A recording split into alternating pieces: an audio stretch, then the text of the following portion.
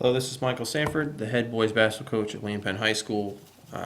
Forwarding you this presentation in this Google form so that you may give feedback. A lot of you were not at the meeting earlier in October, the DIBCA meeting where this was presented, so I wanted to forward this out to everyone and get as much feedback and as much input as we can.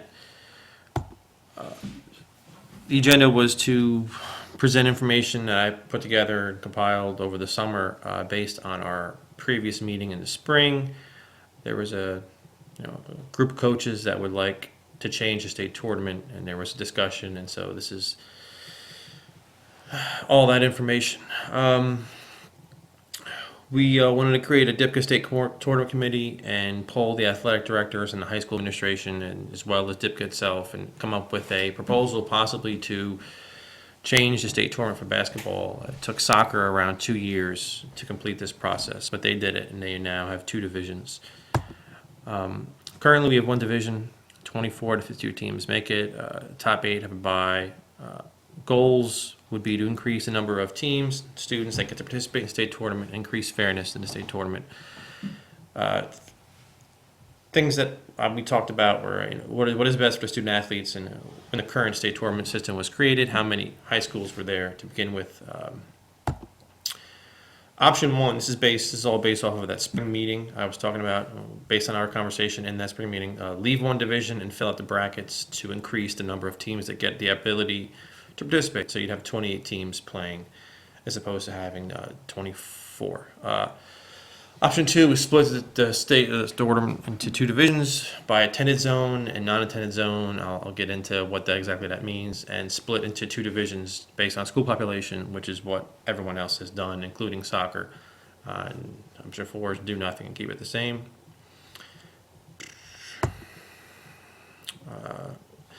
This is option 1, looking at the brackets tournament. Look at the possible of increasing the number of teams in the state tournament. I had in the actual meeting, I showed calculation report, and I broke down, I ran the point system from the last couple of years, which I can see because I'm an assistant AD at Penn, and here's the breakdown of what it is like last year, the points. And basically, if you had filled out the brackets, instead of Tatnall was the last team to make it in, 7 and 13. Milford would have made it in, St. Mark's would have made it in, Delmar would have made it in, and Delcastle would have made it in at 8 and 11. If you increase it to 30 teams, then Smyrna would have made it, and so would have Charter. And if you increase it to 32 teams, which means nobody gets a bye, again, it would just keep going down. So we looked at what that would look like for the boys, and again for the girls team. If I run that, this is the point system for the girls.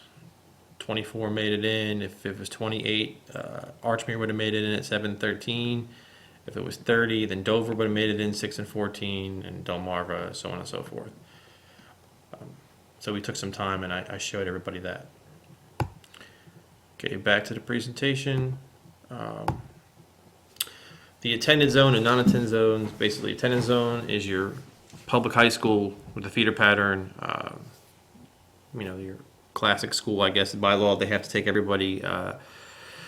School gets maxed out, they gets closed down to school choice and that sort of thing. The non-attended zone is private, parochial, charter, or VOTEC schools. Students have to take testing. Students can come from out of state in certain situations. Some schools have dorms. Some of these schools, 8th graders have the ability to play varsity or JV as an 8th grader. Some offer financial aid and scholarship opportunities for athletes and so on and so forth. Basically, they can get kids from anywhere to play in their school. The breakdown, this is what the breakdown looks like. I'm going to move this, hold on. Okay, there are 25 attended zone schools in Delaware, 26 non-attended schools for boys. And that is the breakdown. It's almost 50-50 right now. I will show you girl. This is the girl breakdown, attended versus attended school. Basically, all you do is you subtract Sally's and add Padua and Ursuline for the non-attended zone. They have 1 more. I apologize if I missed any schools. There are some newer charter schools that are coming up. I believe I have Newark Charter in there, and at some point I believe Odyssey will be added as well, although I'm not sure where they stand right now. If I look at the point breakdown for the girls, if we did this were to happen basically in 2013, these are the top 14 teams for the boys, and the top 14 are attended on the left and non-attended on the right. So the private, the vocational, the charter schools on the right, and the public schools on the left. That's the breakdown of the records, and that's the top 14 based off of the point system. Right now, top 12 would make it in if we were able to extend the amount of teams in the state in the playoffs, then you could have 14, that kind of thing. The other thing that was discussed was you could have 2 state champions, and then the 2 winners from the non-attended and attended would then play each other like in a tournament of champions. New Jersey does that. That was mentioned in the meeting as well. Here's the breakdown for girls. Top 14 from last year on each side. Same situation basically. 2 winners, they can both play each other. And this is I backed it up another year. This is from 2012. Again, Sanford and Newark, I believe, played in the state championship that year. Sanford won. They were the top seed in both spots. That's the breakdown on points. And for girls, same thing. Top 14 teams based off of points, attended and non-attended schools. The last and final group was based on population. And this is the exact breakdown of what DIA looks at. If you look over here, 1,203 students. That was the mark. What separated Division I from Division II schools. One thing that I've learned since the meeting is that schools have the ability to play up. So if you were a really talented Division II school, you could fill out and submit like a waiver basically, and you would play up against the better competition or the bigger schools, quote unquote, is an option. I know St. Mark's is doing that right now with their football team. Hold on one second. Okay, here's the breakdown of Division I schools, and there's actually this list for Division II schools is way bigger. I ran out of room because there's 53 schools in the state. These are the biggest 17, and that's the remaining 30, 35, what would it be, whatever. And again, some of these would have the ability, if they wanted to, if they chose to, they'd be able to play up. This is for boys.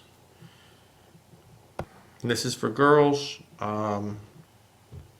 Same kind of thing. Top 17, and then the breakdown. And again, I guess the girls would have the ability as well to play up to a Division I team, a bigger school, bigger population. Okay, since the meeting, I've collected some more data.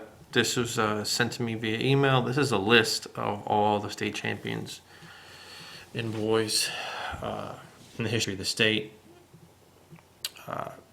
And this was interesting to look at because so many of these schools, a lot of them, especially when you get below 1989, don't exist. Wilmington High School isn't here anymore. Claymont is not here. P.S. DuPont, Delaware, a lot of schools have changed with DSEG and everything. So it's tough for me to look at. Like, thinking about data, when should we start looking at the state tournament? I picked the last year that those schools were kind of around, which what I can tell from this is 1989. So if I look 25 years of data, from 1989 to today, there's been 50 teams in the state championship for boys and 50 teams for the state championship for girls. Since 1989, 21 teams that have made it in the state championship game have been attended zones.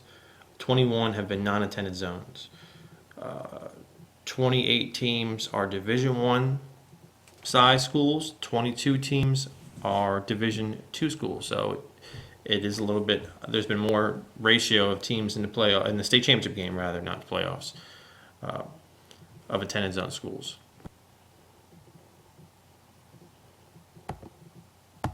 Here is the breakdown of that.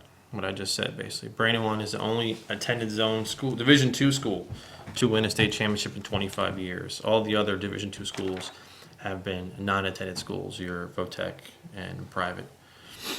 If I look at the same thing for girls state championship game, I know that might be hard for you to see, apologize, but these are all pictures. The breakdown for girls, since 1989, 50 teams in the state championship game. There have been 39 non-attended schools in the state championship for girls. There's been 11 attended schools for a state championship for girls. 10 of the schools have been Division I, and 40 have been Division II. The only Only one Division II team has ever made it to the championship game, and that is Seaford. Here's a breakdown of the girls that I was just talking about. 11 attended zone, 39 non-attended zone, 10 Division I, 40 Division II. Seaford is the only attended zone school, this Division II, to make the playoffs in 25 years. William Penn High School, with the size 2,000, 2,100 kids, is the only attended zone school to have won multiple state championship for the girls. That was the end of the presentation I gave. Again, I had added that the new information, the two breakdown of the histories of the state champions. Please fill out the Google Forms and any of the information on the email. The committee will be meeting and looking through all that information and data. There will be a presentation on all this in our spring meeting at the Bob, which possible vote may take place determining which way we would like to go. Keep in mind that we could put together a presentation and all the coaches could vote on it. We could do 2 years worth of work, and DIAA and DOE may not go for it. They may say, no, you can't break up into 2 divisions based on this. That's all. It's out of our hands.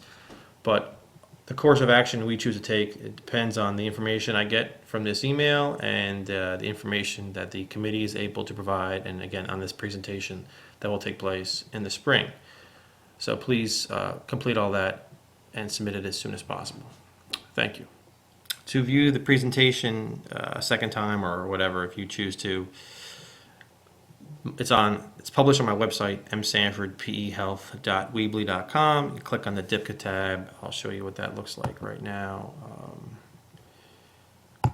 This is my website and my homepage, and there are tabs or phys ed, health, basketball. You click on the DIBCA tab and you will see tournament presentation over here on your left. There's a tournament presentation. You click on that and it'll bring you to the entire presentation.